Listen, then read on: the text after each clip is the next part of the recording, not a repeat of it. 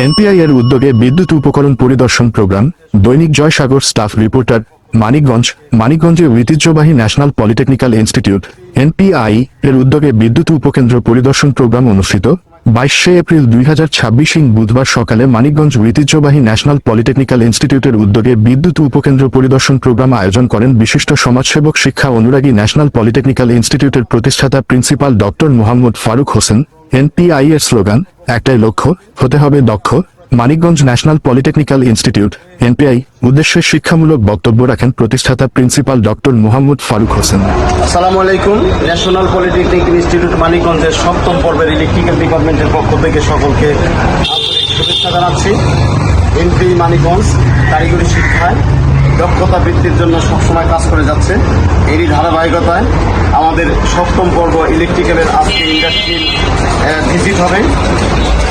আমাদের ভিজিট হবে, সেখানে এই দক্ষতার মাধ্যমে তারা নিজেদের হাতে কলমে শিক্ষা গ্রহণ করে একজন দক্ষ প্রকৌশলী হয়ে উঠবে। এটি আমাদের প্রত্যাশা।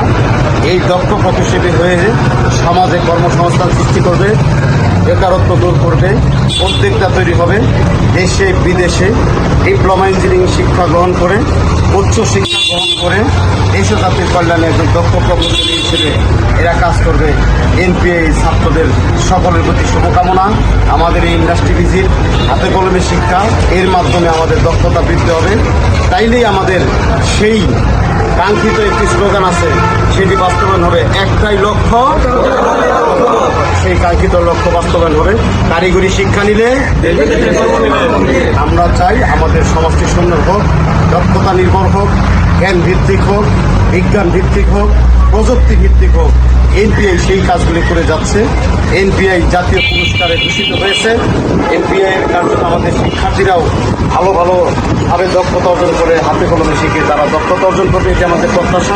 আমরা ধন্যবাদ জানাই আমাদের সম্মানিত অভিভাবকদের, আমাদের সকলের প্রতি আন্তরিক কৃতজ্ঞতা।